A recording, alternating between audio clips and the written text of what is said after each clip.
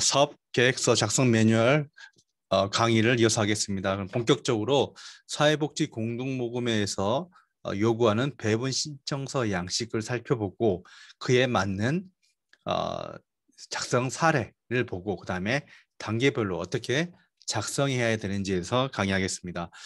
사회복지 공동모금회 그죠? 배분 양식에서 보면 성과 중심형이고요. 성과 중심형이 일반적이고 그다음에 산출 중심형인데 산출 중심형 같은 경우는 서비스 자체가 성과인 경우에 해당됩니다. 그래서 기관명부터 쭉 적게 돼 있죠. 그럼 넘어갈게요. 그 다음에 신청기관 정보돼 있고 그 다음에 성과 중심 계획서 이렇게 제일 위에다가 사업계획서를 사업계획서에서 사업명은 대상, 목적, 방법을 적게 되어 있죠. 그래서 이렇게 사업명도 이 세 가지 정보가 반드시 나와야 되는 걸 일반적으로 하고 있습니다. 그다음에 두 번째 사업 내용 및 추진 전략. 사업 내용 및 추진 전략에서는 1. 사업 참여자 모집 전략 참여자 그다음에 그 하단에는 참여 대상 및 인원 그다음에 참여자 선정 기준 참여자 모집 방안이 있고 두 번째 사업 내용 및 사업 전략인데 어떻게 보면 여기서 가장 큰 꽃은 그죠? 사업 계획서의 끝은 이거예요, 이거. 사업 내용 및 사업 전략. 그러니까 결국은 그렇잖아요. 프로그램이라는 것은 결국은 사업 계획서라는 것은 클라이언트의 욕구나 문제를 해결하기 위해서 우리가 무엇을 제공할 거냐, 어떤 계획된 활동을 할 거냐를 이야기하는데 이게 그걸 이야기하는 거예요. 그래서 뭐 제 생각에는 뭐 사업 계획서 분량을 봤을 때 가장 차지하는 부분이 많은 게 이 두 번째 사업 내용 및 사업 진행 전략에 해당되는 거예요.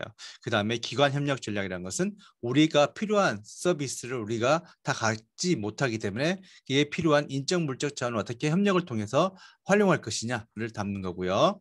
그 다음에 예산 편성, 그죠? 그래서 예산 편성, 인건비, 사업비, 관리 운영비, 그 다음에 문제의식, 이게 사업의 필요성인데 과거에는 이 문제의식을 사업 제목 다음에 썼는데 2018년인가요? 2017년인가 이때부터 공동모금의 양식이 변경되면서 이 문제의식이 사로 내려갔어요. 그렇지만 우리가 이 사부터 작성해도 문제는 없어요. 그래서 이때 사업계획 배경, 그죠? 왜 이 문제가 문제가 되는지 왜 우리가 이 문제에 집중했는지 스토리를 쓰는 거고요. 그 다음에 기존 유사 사업과 우리가 기존에 해왔던 사업과 어떻게 차별이 있는지 쓰는 거고 세 번째 우리가 왜 이걸 잘할 수 있는지를 이 세 가지를 담게 됩니다. 그 다음에 이 목표 및 평가에는 산출 목표와 성과 목표 그래서 산출 목표는 앞에 제시했던 사업 내용을 우리가 얼마만큼을 제공할 거냐를 담는 거고요. 그 다음에 모니터링 우리가 원래 하기로 했던 것을 모니터링이라는 건 여러분들 알겠지만 경고하다는 뜻이죠. 그래서 우리가 수행하기로 했던 것을 우리가 어떻게 확인할 건지를 점검하는 거고요. 성과 목표고요. 성과 목표라는 것은 결국 긍정적 변화 우리가 뭘 가져올 건지 그다음에 이걸 어떻게 평가할 건지 그다음에 측정 시구 그래서 연구 조사 설계를 담게 되는 거고요. 그다음에 사업 종료 후 지향점 에서 사업으로 인한 기대 효과 우리가 성과 목표는 담지 않았지만 이 사업을 통해서 어떤 기대 효과를 우리가 가져볼 수 있냐 그 다음에 이 사업이 결과를 어떻게 우리가 또 활용할 수 있냐 이걸 담게 됩니다. 그래서 이 공동모금의 양식에 맞춰서 작성한 사례를 보면 먼저 은둔형 독거노인의 정서적 지지를 위한 공감 요리교실에서 은둔형 독거노인이죠. 이게 참여자고 정서적 지지가 뭐겠어요? 목적이고 공감 요리교실이 방법이겠죠. 이렇게 그다음에 요리조리는 부죠. 그래서 이렇게 제목을 잡을 때 이렇게 대상 참여자 그다음에 뭐예요? 이 목적 그다음에 이렇게 방법이 들어간다. 이 참여 대상 내용 및 추진 전략에서 이렇게 첫 번째 참여 대상은 우리가 핵심 참여자와 주변 참이다. 그래서 핵심 참여는 이 클라이언트 그죠? 에 해당되고 그다음에 주변 참여는 클라이언트에게 도움을 줄 수 있거나 관련된 사람을 얘기한다.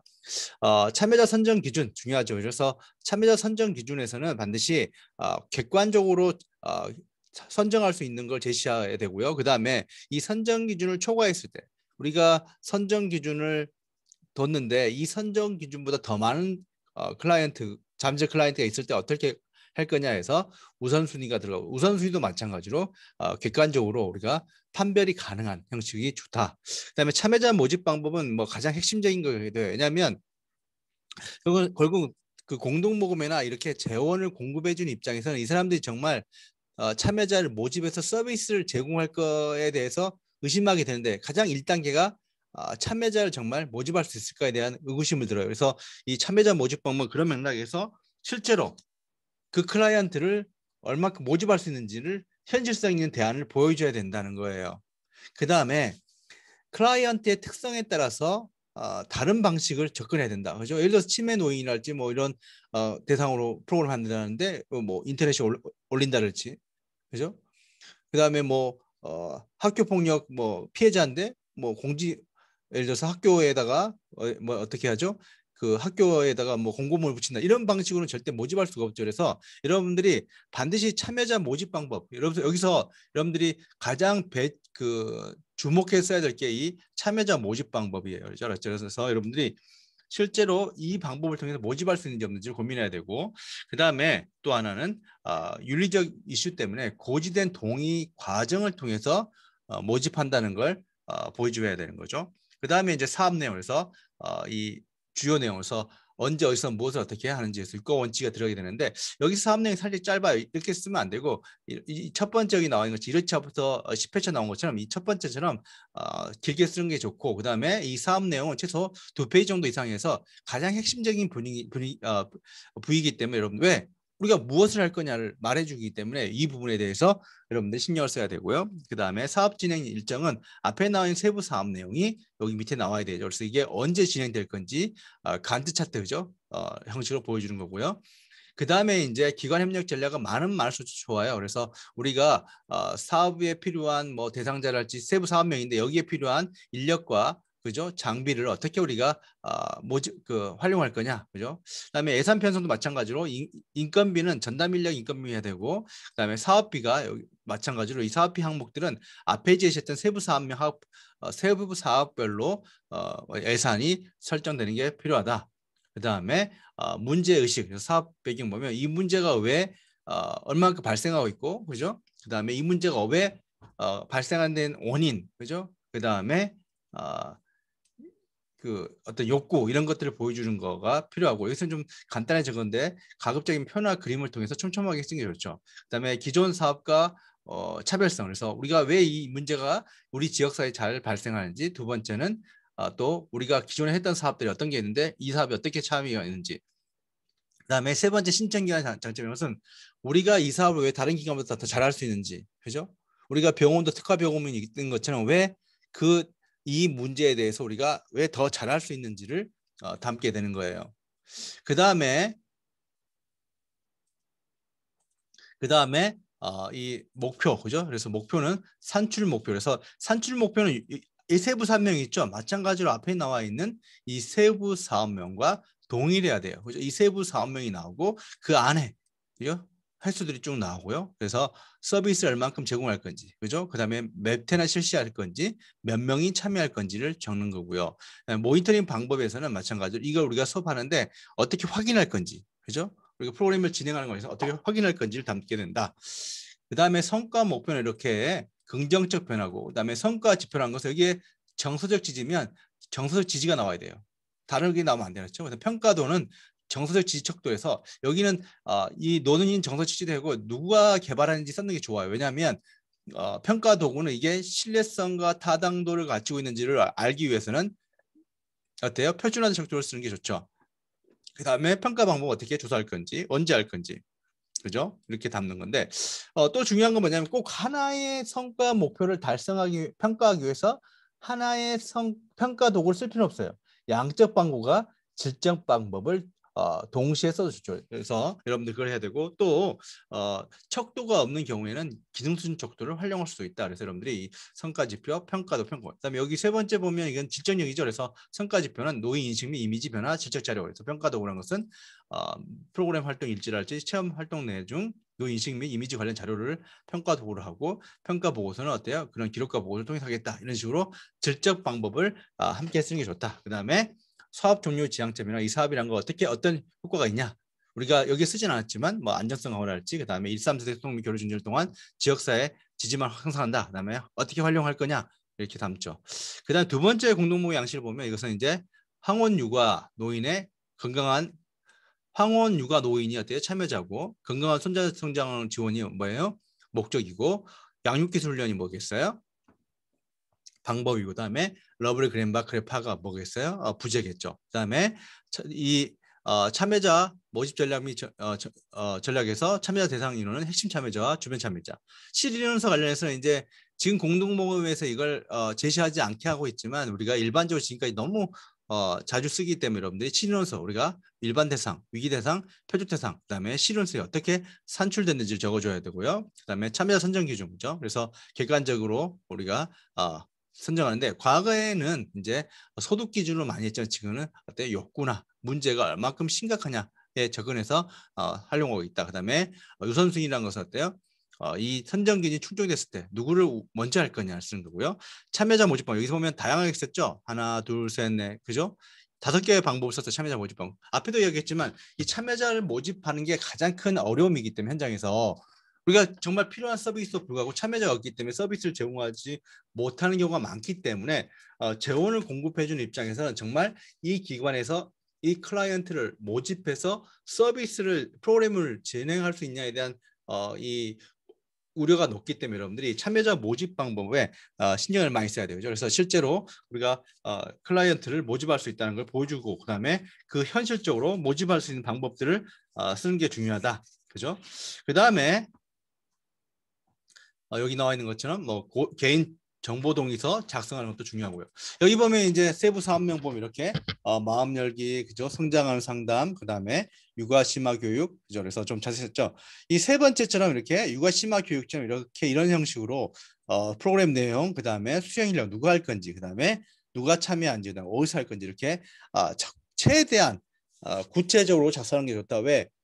이 프로그램이 실제로 뭘 하고 있는지를 평가자는 알 수가 없기 때문에 최대한 구체적으로 담을수록 이 프로그램이 어떤 프로그램으로 진행될 건지를 우리가 예상 가능하고 그다음에 그만큼 구체성이 있다는 것은 현실적으로 실행 가능성이 있다고 보는 거기 때문이에요. 그다음에 뭐 이 사업 진행 일정 앞에 나와 있는 것처럼 이렇게 앞에 나와 있던 세부 사업명이 그대로 나와야 된다는 거. 그다음에 기관 연계 협력이라는 것은 그죠? 그래서 세부 사업명 그래서 사업자 홍보, 참여자 모집, 그다음에 세부 사업명의 소리가 어떤 걸 인적 자원과 물적 자원, 그다음에 앞에 나와 있는 것처럼 이렇게 대상자 모집에서 우리가 어떤 협력을 받을 수 있는지, 그다음에 그 협력을 받기 위해서 우리 기관에서 뭘 할 건지, 그다음에 협력 기관에 뭘 요청할 건지, 그다음에 협력 기관명은 반드시 뭐 땡땡땡 이런 거 쓰지 말고 실제로 그 기관 이름을 적어야 되고, 그다음에 그 기관이 협력 계획에서 요구하는 그런 인적 물적 자원을 실제로 제공할 수 있는 기관과 연결돼야 된다. 이렇게 기억하시면 되고요. 그다음에 예산 편성이라는 건 앞에 나와 있는 것처럼 이렇게 세목이라는 것은 세목 이게 제일 중요한 건데 세목은 앞에 나와 있는 이런 세부 사업명이 그대로 나와야 되지. 이 세부 사업명이 있음에도 불구하고 만약에 예산이 잡히지 않은 경우라면 그죠? 서비스를 프로그램을 제공하지 않았다는 거죠. 여러분도 그렇잖아요. 뭐 학생을 위해서 뭘 한다고 했는데 근데 실제로 그 학생을 위해서 한다는 그 프로그램에 대한 예산이 하나도 없다면 안 한 거랑 마찬가지죠. 되게 면목상으로만 잡아놨지 실제로 우리가 가동이 되지 않은 것처럼 이렇게 세목은 반드시 앞에 나와 있는 그죠? 앞에 나와 있는 사업이 그대로 나와야 된다. 그 다음에 여기 이제 사업계획서 그래서 첫 번째 사업계획에서 맞벌이 증가했다는 가구 증가했다는 조부모 육아 양육 부담 증가해서 문제 제기를 했고요. 두 번째 양육 어려움의 사례 증가 그래서 이 문제 심각성 그다음에 갈등에서 필요 욕구 이런 식으로 여러분들이 가장 중요한 것은 이렇게 사업 배경 우리가 왜 이 사업을 해야 되냐는 스토리를 만들 때 여러분들이 끄집어낼 수 있는 어떤 잘 대표할 수 있는 소제목들을 그죠 핵심어 키워드를 만들어서 제시하고 그 키워드별로 핵심 주제별로 그걸 뒷받침해 줄 수 있는 내용을 담는 게 중요하다. 그 다음에 여기 나와 있는 것처럼 이렇게 참고문을 쓸 때는 어때요? 이렇게 각주 형식으로 작성해야 된다. 그죠? 각주라는 것은 여기 본문에다 쓰는 게 아니라 각주수 또 마찬가지로 이러한 참고문을 쓸 때도 그러니까 저번에 이야기했지만 이게 재료에 해당되기 때문에 음식 맛은 재료 맛이라고 하죠. 가급적이면 신뢰할 수 있고 좀 더 저명하고 그죠? 사회적으로 파급 효과가 높은 연구기관이랄지 예를 들어서 한국보건사연구원이랄지 그죠? 그다음에 연구자 중에서도 뭐 석사 논문이랄지 이런 걸 사용하지 말고 가급적이면 뭐 교수랄지 그죠? 어떤 연구자들이 그러니까 이렇게 전문화된 지식을 생산하는 거라고 인정받는 인력들이 만드는 자료를 쓰는 게 좋다. 그다음에 두 번째 기존 유사 사업과의 차별성은 좁은 대상, 그죠? 이 사업 차별성, 이전은 사업이 없었다. 첫 번째 이유. 두 번째는 뭐예요? 우리는 양육형, 맞춤형이고 맞춤형 양육 심화 교육과 상담 집중 프로그램이다. 기존에는 그렇지 않았는데 우리는 여기서는 맞춤형으로 하겠다. 이걸 좀 강조해서 이 차별성을 제시했고요. 기존 사업과 두 번째 신청기한 장점, 그죠? 우리가 왜 그걸 잘할 수 있냐? 그죠? 먼저 첫 번째는 대상자 확보가 우리가 용이하다. 그죠? 두 번째는 13세대 통합. 그러니까 지금 이 학원 육아 교육 프로그램 같은 경우는 13세대 통합 프로그램과 유사한 형태인데 그런 성격을 가지고 있는데 실제로 우리가 이러한 사업들을 많이 해봤다. 우리가 이거에 대한 축적된 경험이 있다. 이거 경험치가 많기 때문에 이걸 잘할 수 있다. 이런 걸 보여주는 게 필요하다는 거죠. 다섯 번째 목표 및 평가 보면 산출 목표 보죠. 그래서 이렇게 앞에 나와 있던 똑같아요. 세부 사업명이 그대로 나오고 세부 사업명에 내어했던 그 사업 내용들이 우리가 얼만큼 몇 회 몇 명이 참여하는지 그 다음에 이거에 대해서 우리가 이 사업별로 관련된 방식의 활동 기록지든지 집단 상담 일지든지 그죠? 강사 운영 일지든 이렇게 그 사업과 관련된 서류들을 우리가 모니터링 하겠다. 그래서 이렇게 해서 필요하고요. 그다음에 성과 목표는 어때요? 프로그램을 통해서 바뀌는 긍정적 변화고 이에 대해서 양육 효과성 그죠? 그다음에 그럼 성과 지표는 자녀 양육 효과 동일해야 되죠. 평가 지표는 자녀 양육 효능 감축도 이것은 최형성이 한 거다. 그죠? 이렇게 그죠? 개발한 거다. 이런 식으로 써줘야 되고 그죠? 그다음에 이렇게 아주 잘 썼어요. 그죠? 이렇게 쓰고 여러분들이 참고하세요. 그다음에 성장 평가 이렇게 이것도 마찬가지로 우리가 질적인 방법. 그래서 우리가 프로그램 평가할 때 양적인 평가뿐만 아니라 우리가 질적인 평가를 동시에 같이 쓰는 게 좋고 그다음에 하나의 평가 성과 목표를 측정하기 위해서 우리는 다 한 가지의 기준을 썼지만 반드시 한 가지 쓸 필요 없이 두 개 쓸 수도 있다. 그죠? 또 여기서는 이제 다양히 어떻게 보면 표준화된 척도가 있는 거 우리가 활용했지만 그 예외에도 어때요? 기능 수준 척도로 해서 여러분들이 척도를 만들어서 사용할 수 있다. 그다음에 사업 종료의 지향점의 첫 번째 뽑았던 소제목은 지역사회 내 황혼 육아에 대한 참여의장 마련, 그죠? 두 번째 지속적인 체계적인 프로그램 운영 기능, 세 번째 지속적인 사업 수행을 위한 안정적 재원 마련을 위한 이런 식으로 그래서 여러분들이 사업을 통해서 향후를 어떻게 할 건지 했을 때 이렇게 소제목을 잘 잡아서 작성이 중요하다. 그러면 이제 구체적으로 그러면 사업계획서 작성에 실제에 들어가겠습니다. 그럼 먼저 사업명 근데 물론 뭐 사업명을 반드시 처음에 정할 필요는 없어요. 여러분들이 사업명은 정해놓고 뭐 계속적으로 여러분들이 바꾸면 돼요. 여러분들이 최종 그 보고서를 최종 사업 계획서를 제출하기 전까지 그래서 작성 가이드 보면 여기 나온 것처럼 반드시 대상, 목적, 방법이 나와야 된다. 우리가 이 이름 하면 우리가 성과 이름이 나오는 것처럼 그죠? 마찬가지로 이 사업 계획서라는 것은 반드시 참여자가 누구고 그다음에 어떤 목적을 지향하고 그다음에 어떤 방법을 쓸 건지를 제시해 준 게 좋다. 그래서 여기 나와 있는 것처럼 대상, 방법, 목적, 부재. 부재라는 것은 우리가 쉽게 그 사업을 우리가 부를 수 있거나 아니면 이 사업을 이 사업이 어떤 사업이야 우리가 예측 가능한 형식을 쓴다. 그다음에 이 대상 방법 목적은 반드시 이런 순서가 아니라 바뀔 수도 있다. 그다음에 가급적 긍정적 용어를 사용하면 좋다. 왜냐하면 뭐 학대 노인 모이라고 하면 모이겠어요, 그죠? 그래서 가급적이면 긍정적 용어. 예를 들어서 학교 밖 청소년 이렇게 하는 것처럼 이렇게 좀 약간 좀 더 클라이언트가 봤을 때 클라이언트 입장에서 이 프로그램을 참여한 게 어떤 수치심이랄지 어떤 자존감을 낮추지 않도록 우리가 고민이 필요하다는 거예요. 그다음에 진부한 부재 이름 쓰지 말 거죠. 뭐 나 혼자 산다 이런 식으로 너무 이렇게 흔히 사용하는 것들 제목을 최대한 간략하게 그죠 쓰고 한다. 그래서 여기 나와 있는 것처럼 세터 및 학부모 및 청소년 대상이고 문화 체험 활동을 통한 이게 방법이고 가족 기능 향상 목적 이렇게 대상 방법 목적이 들어가도록 쓰는 게 좋다. 그래서 뭐 대표적인 게 여기 나와 있네요, 그죠? 장애 비장애 청소년의 그게 대상이고 또래 통합 그죠 목적이고 지역 네트워크 이의 방법이고 똑같은 우리가 별칭이 되어 있어요. 이런 식으로 여러분들이 이 프로그램의 제목을 잡을 때는 이렇게 대상, 목적, 방법, 그 다음에 별칭이 들어가야 된다는 거.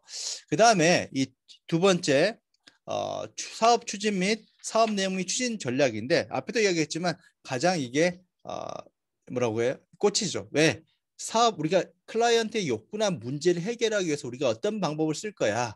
그죠? 우리가 머리가 아플 때 약을 먹을 건지 병원에 갈 건지 산책할 건지 마찬가지로 우리가 어떤 방법을 통해서 이 문제를 해결하겠냐는 걸 담고 있기 때문에 이 사업 내용은 여러분들이 자세히 써야 된다. 먼저 이 사업 내용을 쓸 때는 먼저 참여자 누구를 대상으로 할 거냐.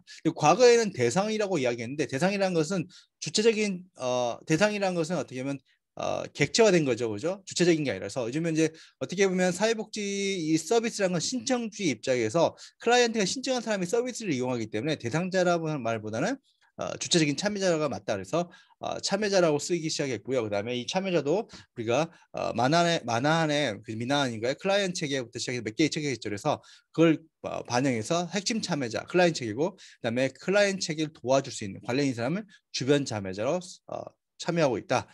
그 다음에 이제 참여자 할 때 이제 여러분들 기억해야 될 게 뭐냐면 과거에는 소득을 무조건 기준으로 했어요. 소득이 가장 중요한 기준이었다면 지금은 그 흐름이 그죠? 우리가 뭐 노인이 외로운 게 뭐 가난해서 외로울 수도 있지만 또 경제적으로 부유하지만 외로울 수 있는 것처럼 과거에는 이런 문제나 욕구보다는 어떤 소득에 초점을 뒀냐면 지금은 이렇게 흐름이 어때요? 욕구나 문제, 그죠? 이런 욕구나 문제를 더 많이 경험할 수 있는 방식으로 참여자를 선정하고 있다. 그래서 욕구 여기 크기가 나온 것처럼 여러분들이 고민해야 되고요.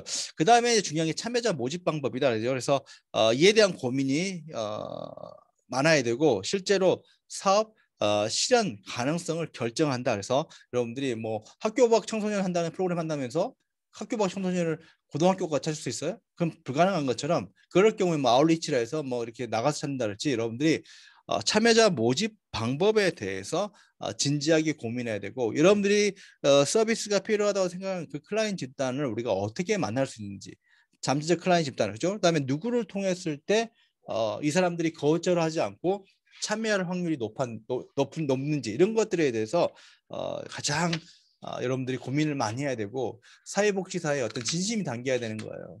그냥 선착순으로 오세요?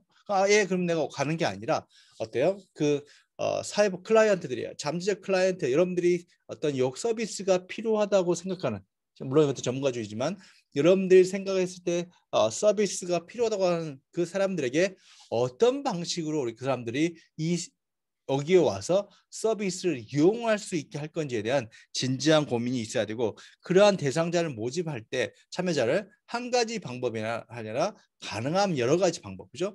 여러 가지 방법을 세워서 그 사람들이 그 통로를 통해서 참여할 수 있도록 하는 게 중요하다. 그래서 보면 이 참여자 이 관련해서는 작성해야 될 게 첫 번째 이거 중요하죠. 선정 기준 및 우선순위 그죠? 그다음에 모집 방법 그다음에 세 번째 고지된 동의 절차를 써야 된다. 그래서 공동보금에 썼는데 이렇게 쓰면 안 되겠죠. 그래서 보면 참여자 인원명에서 핵심 참여자 누구, 주변 참여 누구, 그다음에 시한출 근거. 그래서 이것은 공동보금에서 요구하지는 않지만 써주면 나쁠 거 없는 것 같아요. 그다음에 워낙 우리가 사회복지가 이 전통적으로 1999년부터 이 양식을 써왔어요. 한 20년 써왔던 거 우리가 이제 버린 거긴 한데 여전히 현장에 쓰고 있다는 거. 그다음에 선정 기준, 그죠? 어떤 선정이에요? 그래서 선정 기준이라는 것은 앞에 했던 참여자로 누구로 우리가 기준을 할 건지 우선순위라는 것은 이 선정 기준이 우리가 충족된 사람들이 다수 있었을 때 그 중에서 더 문제나 욕구가 있다, 그죠? 더 서비스를 먼저 제공해야 되는 사람이 누구냐를 결정할 때 하는 거고요. 그다음에 참여자 모집 방법이 이렇게 현실 가능성이 있는 거. 근데 여기는 지금 한 가지밖에 안 썼죠. 그래서 이거 같은 경우에는 좋은 평가를 받을 수가 없어요. 그래서 가능한 다양한 방식으로 대상자를 모집할 수 있어야 되고 참여자를 그다음에 중요한 것은 동의 작성하는 것서 고지된 동의 절차를 가질 수 있도록 해야 되고요. 그다음에 여기서 참여자가 부족할 때는 어때요? 대상자 기준을 좀 확대하겠다. 그래서 그래서 우리가 이 대상자를 모집 못할 때는 어때요? 좀 확대해서 하겠다는 걸 좀 빠져가는 구멍을 좀 만들어놨네요. 그 다음에 두 번째 사업 내용 및 집행 전략에서는 우리가 클라이언트 그 개입 전략 그죠? 어떤 방식을 통해서 서비스를 해결할 거냐 그래서 이 근거 기반 실천이 될 수 있고 그죠? 그래서 여러분들 앞에 이야기했던 머리가 아팠는데 정말 머리가 아파서 그런 건지 아니면 스트레스 때문인지 다양한 원인이 있는 것처럼 우리가 찾은 그 문제의 원인을 변화시키기 위해서 어떤 방법을 쓸 거냐 그래서 가장 중요한 핵심이다. 그래서 여러분들이 사업 계획 쓸 때 이 부분에 대해서 신경을 제일 많이 써야 돼요. 그렇죠? 왜? 서비스를 뭘 줄 거냐를 이야기하는 거예요. 그죠? 결국 사회복지 서비스라는 것은 클라이언트 집단에 뭔가 서비스를 제공하는 거죠. 그 요건을 문제하게. 그러면 그 서비스나 내용이 뭐냐를 이야기해 주는 게 여기에 해당한다. 근데 그걸 쓸 때 이제 중요한 것은 5가지 W와 하나의 H를 써야 된다. 그래서 무엇을 그죠? What, 그죠? 언제, when, 누구에게, for whom, 그죠? 언제부터, 그죠? when, 그다음에 누가, 그죠? who, 그죠? 그다음에 how 이런 것들을 담게 돼서 구체적으로 써야 된다. 그래서 여기 나와 있는 것이 시행 방법, 시행 시기, 횟수, 그다음에 장소 이런 것들이 반드시 나와야 되고, 그다음에 사업 추진 일정은 여기 나왔던 세부 사업 내용을 우리가 언제 할 건지를 담아야 된다. 그래서 결국 이제 이 충분성, 그죠? 문제를 해결할 만큼 충분한, 그죠? 머리가 아픈데 그 머리를 안 아프게 할 만한 충분한 방법을 담아야 되고, 그다음에 세부 프로그램이라는 건 결국 이 세부 프로그램이라는 것은 앞에 제시했던 목적을 달성할 수 있는 방법으로 연결돼야 된다는 거, 그죠? 서로 상호 관련성이 있어야 된다는 거. 그래서 이 사업 내용에는 나오는 것처럼 무엇을 왜 해야 되는지, 언제 해야 되는지, 어디서 해야 되는지, 누가 하는지, 누굴 위해 하는지, 그다음에 어떻게 집행하는지가 담고 있어야 된다. 공동모금에 이렇게 간단히 썼지만 이렇게 쓰면 땡이겠죠, 그죠? 그래서 여러분들이 세부 사업명 쓰고, 그죠? 여기에 사업 내용, 그다음에 누가 하는지, 그다음 누가 참여하는지, 그다음에 어디서 하는지를 적어야 되고, 이것도 사실 자세히 적은 게 아니고, 그죠? 이 사업 내용 같은 건 2페이지 정도 해서 여러분들이 자세하게 앞에 이야기했던 것처럼 무엇 하는지, 왜 하는지, 그죠? 언제 하는지, 어디서 하는지, 누구 하는지, 누구를 위해 하는지, 어떻게 하는지를 자세히 써야 된다. 그래서 내용이 뭐고, 그죠? 수행 인력이 누구고, 그 다음에 참여 누가 참여하고, 그다음에 어디서 하는지, 그죠? 또 실외 프로그램 같은 경우 비가 왔을 때 우리가 어떻게 할 건지 이런 것들을 담아야 된다. 사업 진행 일정은 이렇게, 그죠? 앞에 제시한 사업 내용을 우리가 언제 할 건지를 적게 된다. 그죠? 그러면 여기서 잠깐 쉬었다가 또 이어서 하겠습니다. 수고했습니다.